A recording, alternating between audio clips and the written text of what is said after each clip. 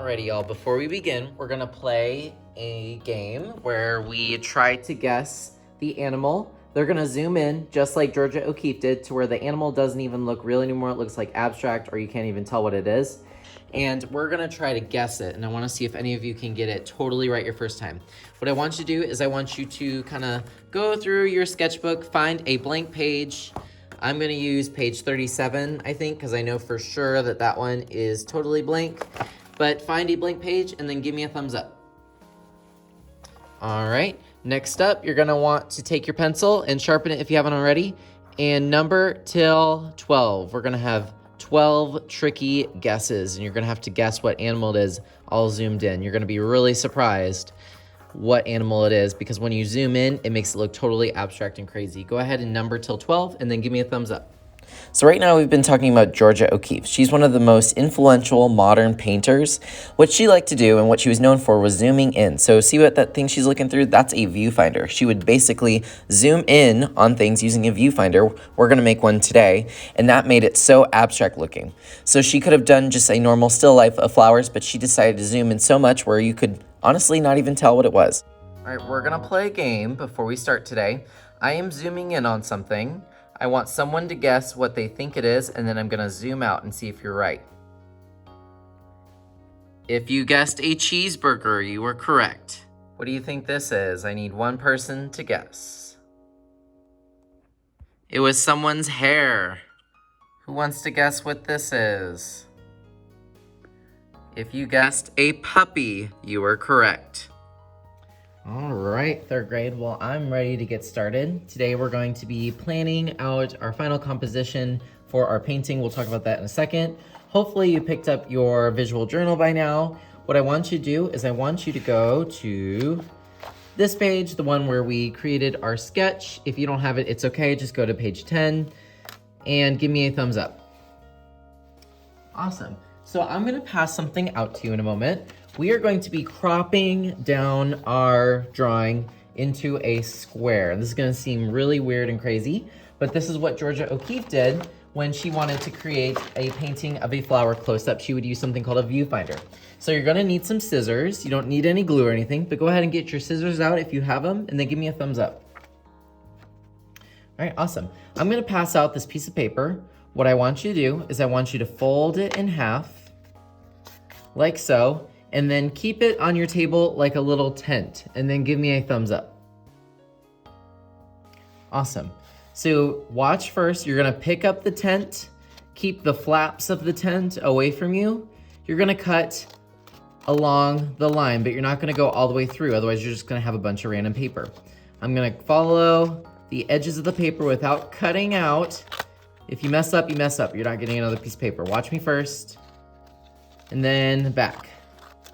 So basically I cut a tent out of the tent. So you have this random piece of paper. This is gonna be trash for now. And then you open it up and you should have a frame. Go ahead and give it a try. I know you're ready when I see you kind of moving it around the paper to see what looks good. So as you're working, you're gonna notice that it looks better in some ways than not. Some people like to just center it right in the middle. I don't think it's that interesting. I like to kind of move it around where it's a little bit more unexpected. You're gonna find an area you like, and then I'm going to give you a piece of tape. I'll probably put it on the side of your tape until you're ready, or the side of your table until you're ready, and you are going to tape it down where you think it should go. Give me a thumbs up once you're ready. Okay guys, so this is going to be your sketch. This is going to be your painting wherever you put it. I'm going to give you this white sheet of paper. If you could please take out a pencil and give me a thumbs up once you have your name written in the bottom left-hand corner. Really doesn't matter which side because it's a square. All right, next up on the right side, we are going to write our class code. I will give you the class code now. Just give me a thumbs up when you're ready. Alrighty. So now it is time to plan this out. We are almost ready for paint. I have some good news, guys. Our paint is on its way, so I'm hoping that every person in the whole school gets their own paint palette. If not, we'll have to share next week, but it's time for us to start sketching this out. So I have it here. I'm going to sketch it the way I see it. Don't worry about color just yet. I see a big circle. I see details, but now they are bigger because we zoomed in using Georgia O'Keeffe's viewfinder. And I'm gonna go ahead and sketch the rest out for myself. I'm keeping my grid, my viewfinder to the left, my drawing to the right. As I'm working, I'm kind of just using my brain and measuring it. So I see that this line goes up to right here, not quite the middle, a little bit to the right. So I'm gonna draw a line, not to the middle, but not quite all the way to the right. I see that this line almost goes into the corner. So I'm gonna draw this line almost into the corner. So this is your map, your way of making it correct. Alrighty, y'all, I'm loving it so far.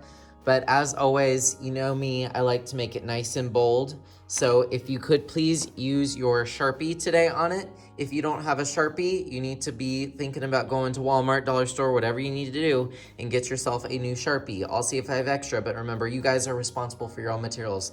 Once I run out of these, I run out. So if you run out of something, please let your mom or dad know, whoever, so that you can get a new one, crazy people.